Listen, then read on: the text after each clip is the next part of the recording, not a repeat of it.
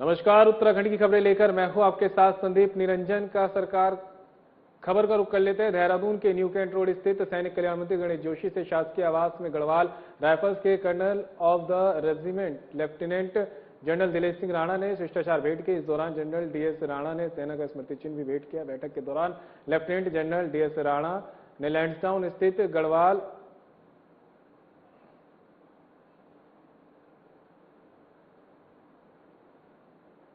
Rifles regiment centre में आयोजित कार्यक्रमों के लिए आभार जताया। उन्होंने आयोजित कार्यक्रम में हुई घोषणाओं को समयबद्ध रूप से पूर्ण करने, पूर्व सैनिकों को सेवानिवृत्ति के बाद रोजगार के अधिकाधिक अवसर प्रदान करने और वीरता चक्र विजेताओं की सम्मान राशि को बढ़ाए जाने का आग्रह किया है। उन्होंने जनपद टिहरी के चंबा में गब्बर सिंह मेमोरियल के सुधारीकरण पर भी चर्चा की। इसके अतिरिक्त पूर्व सैनिकों के साथ भूमि संबंधी मामलों में हो रही धोखाधड़ी को रोकने के लिए ठोस कदम उठाने की आवश्यकता पर बल दिया है। बैठक में चारधाम यात्रा मार्ग पर पूर्व सैनिकों के लिए सीजनल रोजगार के अवसर सृजित करने और उन्हें स्वरोजगार से जोड़ने पर भी विचार विमर्श हुआ। इस पर सैनिक कल्याण मंत्री गणेश जोशी ने सैन्यधाम में प्रत्येक 15 दिवस में आर्मी बैंड शो आयोजित करने की व्यवस्था बनाने, सेरेमोनियल ड्रेस के साथ प्रत्येक दिवस गार्ड रिट्रीट सहित 15 जनवरी को आगामी डे पर देहरादून में फुल रिहर्सल परेड करवाने पर भी सेनाधिकारी से वार्ता की। उन्होंने सैन्यधाम में के म्यूजियम में गढ़वाल राइफल्स के सहयोग का अनुरोध किया।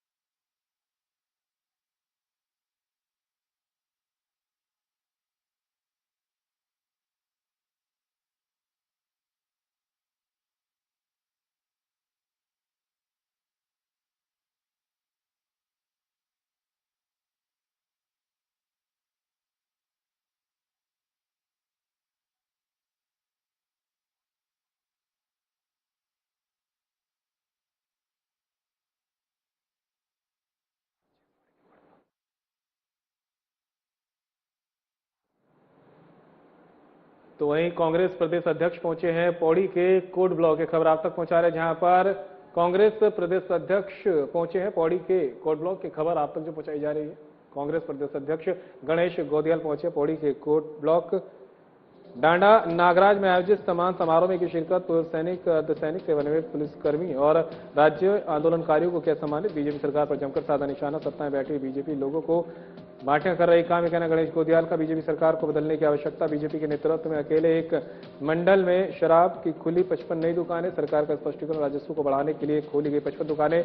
शराब से राजस्व कमाकर प्रदेश चलाना चाह रही बीजेपी सरकार। जनता 2027 में कांग्रेस को भारी मतों से विजय बनाकर बीजेपी को देगी जवाब। विपिन रावत के हेलीकॉप्टर क्रैश की रिपोर्ट आज तक नहीं हुई सार्वजनिक, संदेह के घेरे में है रिपोर्ट।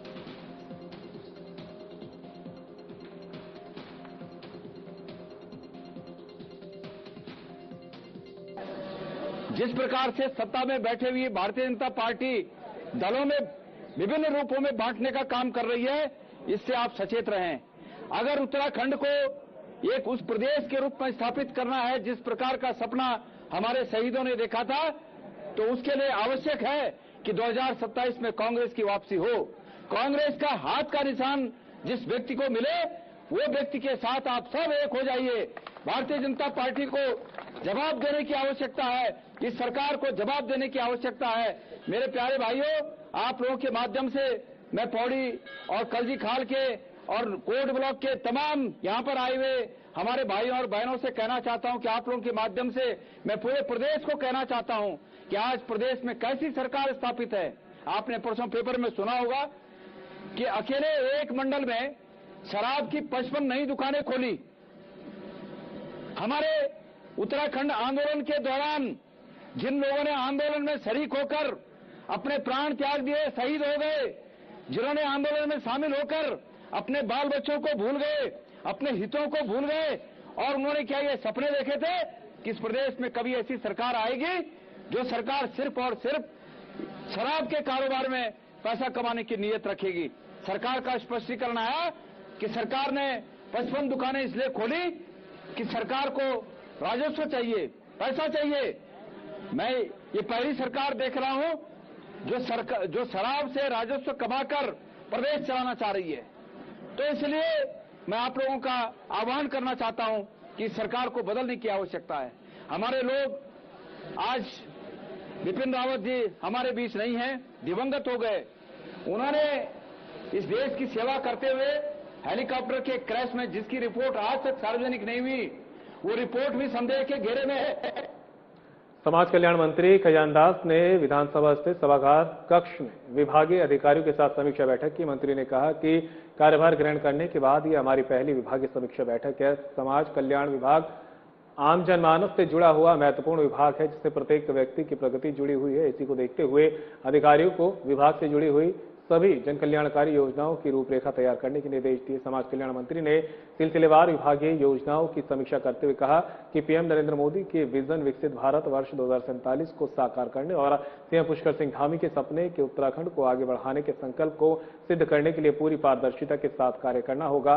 उन्होंने कहा कि जल्द ही सीएम पुष्कर सिंह धामी की अध्यक्षता में समाज कल्याण से जुड़े हुए समस्त विभागों की संयुक्त बैठक आहूत की जाएगी।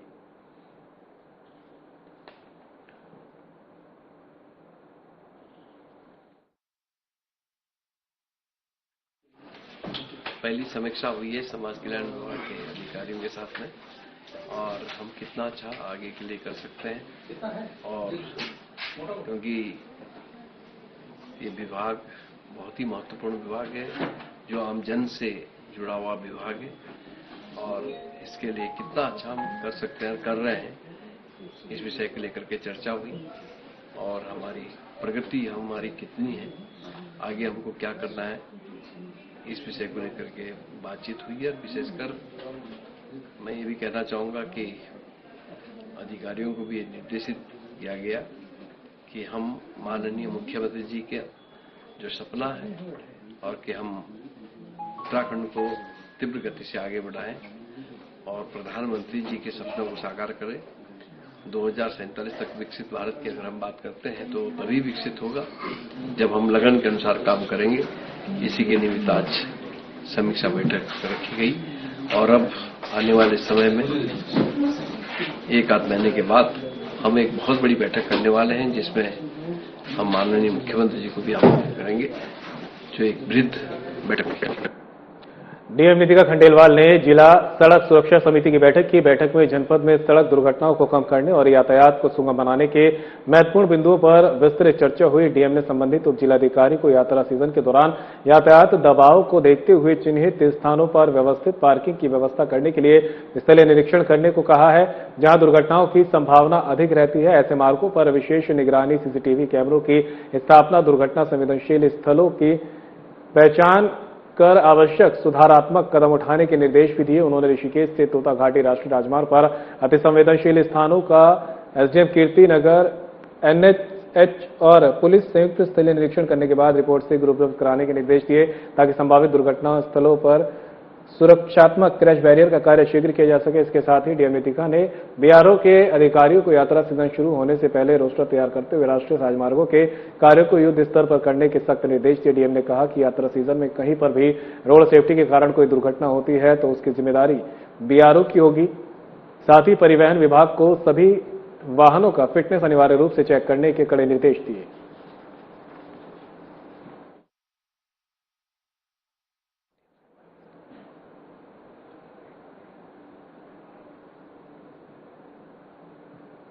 तो यही डीएम सविन बंसल ने की है एक अहम बैठक। ये खबर आप तक पहुंचा रहे हैं, जहां पर डीएम सविन बंसल ने की है अहम बैठक। खबर आप तक पहुंचा रहे हैं, डीएम सविन बंसल ने की जिला आपदा प्रबंधन प्राधिकरण समिति की बैठक। आपदा प्रबंधन को लेकर जिला प्रशासन सक्रिय, संवेदनशील इलाकों में आपदा न्यूनीकरण कार्यों को मिली मंजूरी, नदियों के चैनलाइजेशन और ड्रेजिंग कार्यों को हरी झंडी, जनहित में आपदा न्यूनीकरण कार्यों को तेजी से पूरा करने के निर्देश। भूस्खलन और बाढ़ सुरक्षा के लिए अहम फैसले, 28 जोखिम भरे नदी तटों पर चैनलाइजेशन और सुरक्षात्मक कार्यों को सशर्त मंजूरी, विभागों से मांगे नए सुझाव। समिति की बैठकें होंगी नियमित। विभागों के पास अतिरिक्त प्रस्ताव या सुझाव हो तो करें शीघ्र प्रस्तुत। जन सुरक्षा पर रहेगी फोकस। डीएम की अध्यक्षता में समिति ने प्रस्ताव के अनुमोदित सुधारात्मक प्रकृति के होते हैं आपदा न्यूनीकरण से जुड़े कार्य। कहना डीएम का, जनहित और सुरक्षा की दृष्टि से प्राथमिकता के आधार पर होंगे कार्य।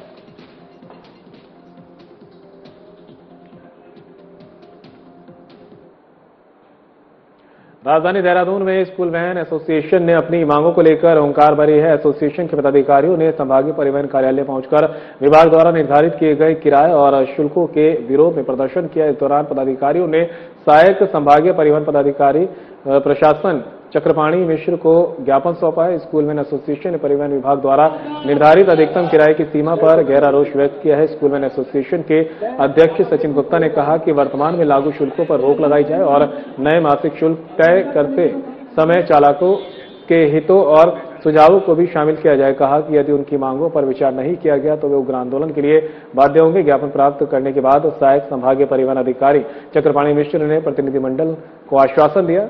उन्होंने कहा कि वैन संचालकों की मांगों को उचित कार्रवाई और विचार विमर्श के लिए उच्च अधिकारियों के समक्ष प्रस्तुत किया जाएगा।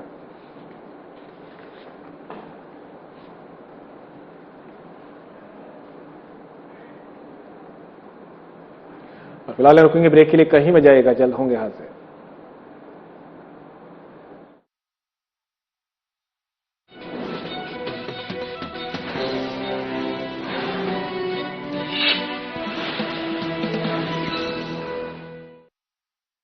हिलटेक से हाईटेक का मंत्र आप सभी के सामने रखना चाहूंगा, क्योंकि अब समय आ गया है कि हमारा राज्य सुंदर पर्वतीय राज्य होने के साथ साथ तकनीकी रूप से दक्ष राज्य के रूप में भी जाना जाए।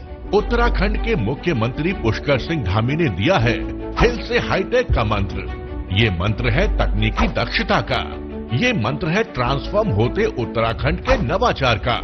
हिल से हाईटेक मंत्र के तहत सरकार ने डिजिटल उत्तराखंड ऐप और एआई संचालित शासन की शुरुआत की है। उत्तराखंड सरकार का लक्ष्य सरकारी सेवाओं को अधिक स्मार्ट, तेज और आसान बनाना है। इस लक्ष्य को साकार करते हुए अब डिजिटल उत्तराखंड ऐप नागरिकों को सरकारी सेवाओं तक आसानी से पहुंचने के लिए एकीकृत मोबाइल प्लेटफॉर्म बन चुका है। एक ही ऐप से प्रदेश के नागरिक घर बैठे सभी सरकारी सेवाओं का लाभ उठा सकते हैं। उत्तराखंड डिजिटल ऐप उत्तराखंड सरकार का एक बहुत ही महत्वपूर्ण ऐप है, जिसमें हम घर बैठे ही बहुत सी सरकारी योजनाओं का लाभ ले रहे हैं, जैसे सीएम हेल्पलाइन, भूलेख, अपनी सरकार, पुलिस सिटीजन पोर्टल जैसी सभी सरकारी योजनाओं का लाभ घर बैठे लिया जा रहा है। 1905 सीएम हेल्पलाइन राज्य के नागरिकों और सरकार के बीच संवाद का एक महत्वपूर्ण माध्यम है। इस सेवा में भी एआई आधारित सुविधाओं का लाभ मिलना शुरू हो गया है। विद्यार्थियों के लिए स्मार्ट क्लासरूम और ई लर्निंग प्लेटफॉर्म का भी विस्तार किया जा रहा है। अपनी सरकार पोर्टल द्वारा 976 सेवाओं को ऑनलाइन उपलब्ध कराया जा रहा है। उत्तराखंड में 1 करोड़ से ज्यादा लोग डिजिटल सेवा का लाभ ले चुके हैं और लगभग 95% गांव डिजिटल कनेक्टिविटी से जुड़ गए हैं। हाईटेक हो रहा प्रदेश, सपने हो रहे हैं साकार, उम्मीदों को लगे हैं पंख, खुले हैं संभावनाओं के द्वार।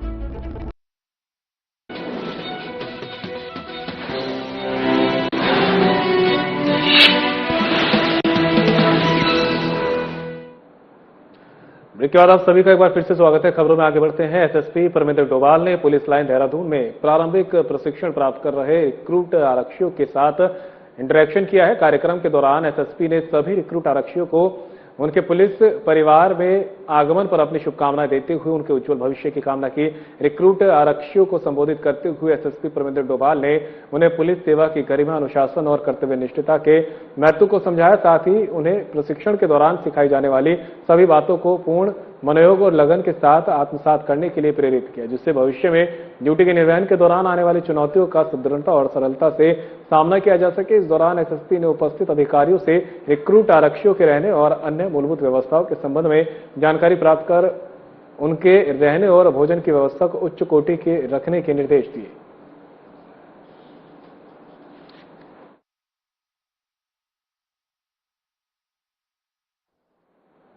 एजीआरआर विश्वविद्यालय देहरादून में आयोजित अंतर्राष्ट्रीय सम्मेलन का आयोजन किया गया। तकनीकी सत्र में मुख्य वक्ता के रूप में ऋषिकेश के आयुर्वेद चिकित्सक gold medallist doctor DK Srivastava और अंतर्राष्ट्रीय आयुर्वेद विशेषज्ञ ने जीवन शैली से जुड़ी बीमारियों के लिए आयुर्वेदिक भोजन और पोषण विषय पर व्याख्यान दिया। अपने संबोधन में उन्होंने कहा कि वर्तमान समय में मधुमेह, उच्च रक्तचाप, मोटापा, हृदय रोग और मेटाबॉलिक सिंड्रोम जैसे जीवन शैली रोगों के मूल में असंतुलित आहार, तनाव और प्रकृति विरोध जीवन शैली आयुर्वेदीन रोगों को केवल औषधि से नहीं बल्कि आहार विहार और मानसिक संतुलन के माध्यम से जड़ से नियंत्रित करने की क्षमता रखता है।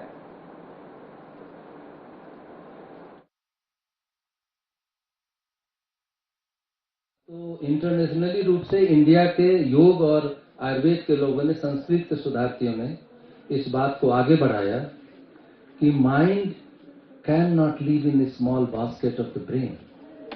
माइंड इज कॉन्शियसनेस, ये हमारे आयुर्वेद में कहा जाता है। माइंड कॉन्शियसनेस है। आप मॉडर्न मेडिसिन के यूनिट में सबसे प्राइमरी यूनिट होती है सेल। सेल तो आप जानते होंगे, कई सेल मिलके टिश्यू बनते हैं, कई टिश्यू मिलके आर्गन बनते हैं, कई आर्गन मिलके हमारा शरीर बनता है। तो मॉडर्न मेडिसिन ने केवल सेल की प्राइम यूनिट को जाना, जिसके अंदर nucleus, Golgi body, mitochondria, plasma, ये सब बताया। और मैं प्रूव कर सकता हूं कि एक एक सेल में मन रहता है।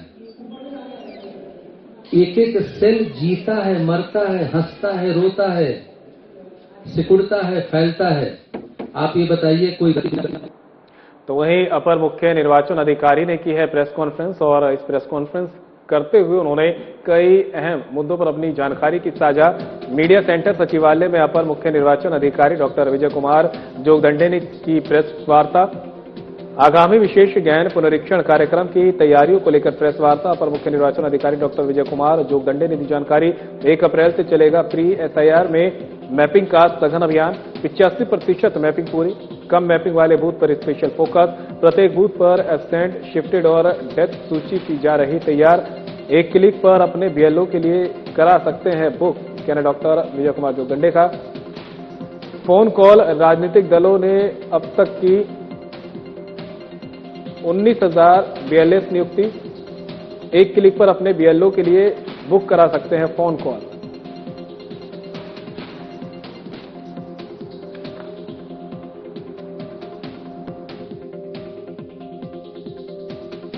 दो दिनों से कुछ समाचार पत्रों में कुछ गलत सूचनाओं के आधार पर कुछ खबरें प्रकाशित हुई।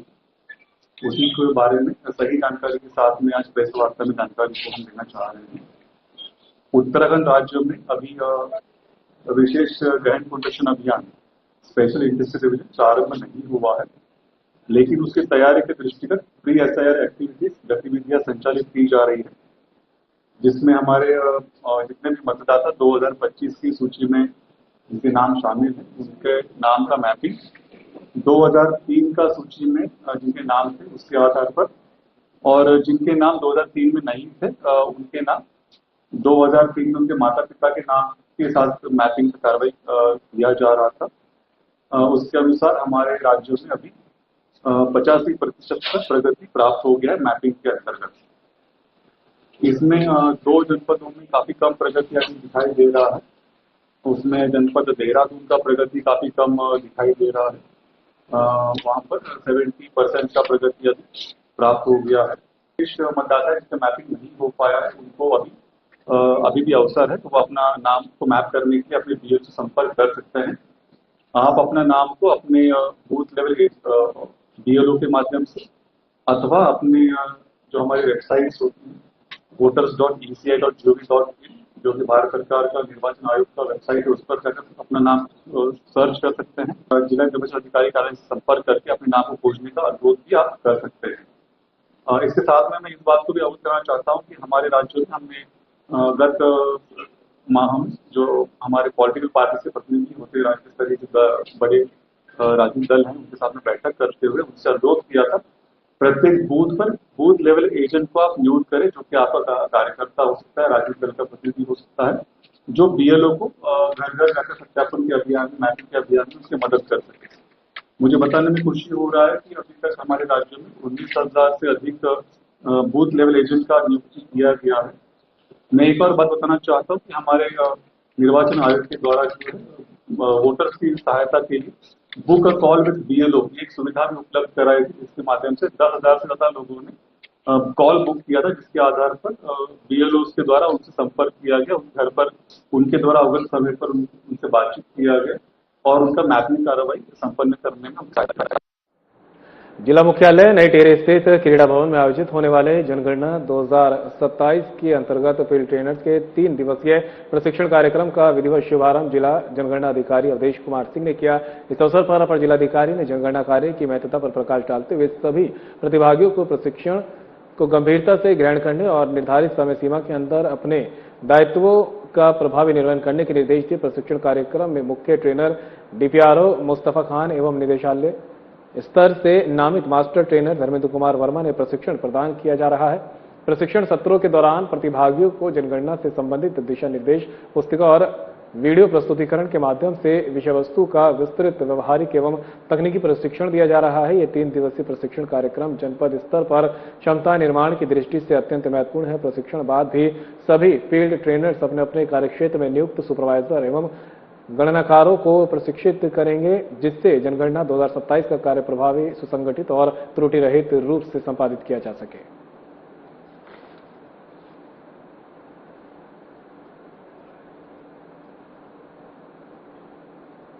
बढ़ती सड़क दुर्घटनाओं को रोकने और यातायात व्यवस्था को सुदृढ़ करने के उद्देश्य से आज अल्मोड़ा में जिला सड़क सुरक्षा समिति की महत्वपूर्ण बैठक आयोजित की गई। बैठक में सड़क सुरक्षा से जुड़े कई पहलुओं पर चर्चा करते हुए जिलाधिकारी ने संबंधित अधिकारियों को कड़े और प्रभावी निर्देश जारी किए हैं। बैठक के दौरान जिलाधिकारी ने लोक निर्माण विभाग यानी पीडब्ल्यूडी और एनएच के अधिकारियों को निर्देश दिए कि जिले के उन सभी स्थानों को चिन्हित किया जाए जहां बार-बार दुर्घटनाएं होती हैं। चिन्हित स्थानों पर क्रैश बैरियर, साइनेज और रिफ्लेक्टर लगाने का कार्य तत्काल पूरा किया जाए। गड्ढों वाली सड़कों और अंधे मोड़ों पर विजिबिलिटी सुधारने के लिए झाड़ियों के कटान के निर्देश भी दिए गए। सड़क सुरक्षा सुनिश्चित करने के लिए पुलिस और परिवहन विभाग को संयुक्त अभियान चलाने को कहा गया है। नशे में वाहन चलाने और तेज रफ्तार वालों के खिलाफ जीरो टॉलरेंस की नीति अपनाने के निर्देश दिए। यात्री वाहनों और मालवाहक वाहनों में क्षमता से अधिक भार होने पर तत्काल चालान और लाइसेंस निरस्तीकरण की कार्रवाई की जाएगी। दोपहिया वाहनों पर हेलमेट और कारों के सीट बेल्ट की अनिवार्यता को सख्ती से लागू करने पर जोर दिया गया। बैठक में उपस्थित अधिकारियों ने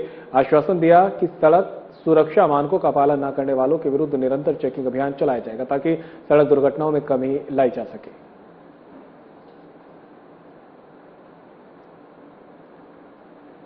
शहर में पिछले कुछ समय से पेट्रोल और डीजल की कमी को लेकर सोशल मीडिया और आम चर्चाओं में चल रही खबरों को प्रशासन ने पूरी तरह निराधार बताया है।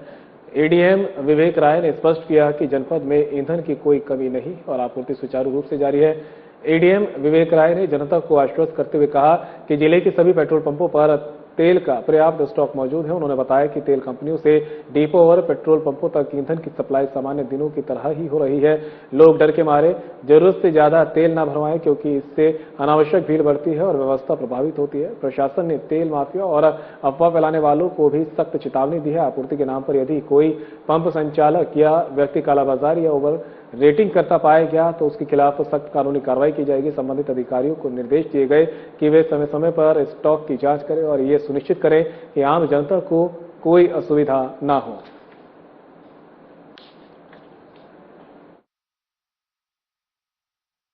नहीं है, जो भी हमारी तेल एजेंसियां हैं उनसे हमारी बात हुई है, जो सेल्स मैनेजर हैं उनसे बात हुई है। किसी भी कंपनी में तेल की कमी नहीं। किसी कारणवश किसी का पेट्रोल पंप पर अगर टैंकर नहीं आया उसके नाते जो है उनको इस तरीके का संकेतक नहीं लगाना चाहिए। तेल जो है कई तरीके के होते हैं। किसी जगह जो है हो सकता है डीजल ना पहुंचा हो, कहीं पेट्रोल नहीं पहुंचा हो, तो सामान्य दिनों की तरह इससे पहले तो ऐसा नहीं लगाते थे, तो उनसे वार्ता की गई है। जो भी इनका यूनियन है उनसे भी वार्ता की गई है। उनका एक ग्रुप भी बना दिया गया है, उसमें हम लोग भी जुड़ गए हैं, सिटी मजिस्ट्रेट, एसडीएम और मैं खुद भी जुड़ा हूं। तो अगर किसी प्रकार की कोई समस्या होगी तो बात करके उसका समाधान किया जाएगा। लेकिन आज की तिथि में कहीं कोई कमी नहीं है। इंडियन के जो डिपो मैनेजर हैं उनसे मेरी वार्ता हुई है। उन्होंने कहा बहुत पर्याप्त मात्रा में हमारे पास तेल है और पेट्रोल पंपों पर भी तेल है। किसी एक पंप में अगर ऐसी स्थिति हो गई तो ये मान नहीं लेना चाहिए कि कम। पिछले कुछ दिनों से वैश्विक परिस्थितियों के कारण रसोई गैस की आपूर्ति को लेकर आम जनता के बीच बढ़ रही घबराहट को देखते हुए जिला प्रशासन अलर्ट मोड पर आ गया है। जिलाधिकारी गौरव कुमार ने जिले की कई गैस एजेंसियों और गोदामों का औचक निरीक्षण कर स्थिति स्पष्ट की। उन्होंने उपभोक्ताओं से पैनिक न होने की अपील की है। जिलाधिकारी ने जिले के मुख्य आपूर्ति केंद्रों में जाकर गैस स्टॉक की वास्तविक स्थिति जांची। इस दौरान उन्होंने न केवल सिलेंडरों की उपलब्धता देखी बल्कि गोदामों में सुरक्षा मानकों की भी कड़ी पड़ताल की है। जिलाधिकारी गौरव कुमार ने कहा कि वैश्विक स्तर पर चल रही हलचल के कारण उपभोक्ताओं में गैस की कमी को लेकर एक डर पैदा हो गया है, जो कि निराधार है। उन्होंने स्पष्ट किया कि जिले में गैस की कोई कमी नहीं है। प्राप्त होने वाले स्टॉक को तय समय के भीतर वितरित करने के निर्देश दिए गए हैं। उपभोक्ताओं को पहले से सूचित किया जाएगा कि उनके क्षेत्र में गैस की गाड़ी कब पहुंच रही है, ताकि उन्हें किसी प्रकार की असुविधा ना हो। जिलाधिकारी ने जनता से आग्रह किया कि वे अनावश्यक रूप से पैनिक बुकिंग ना करें और न ही गैस गोदामों पर भीड़ जमा करें। प्रशासन ने ऐसी व्यवस्था बनाई है जिससे सुचारू रूप से हर घर तक गैस पहुंच सके। फिलहाल इस बुलेटिन में मेरे साथ इतना ही। दीजिए इजाजत। नमस्कार।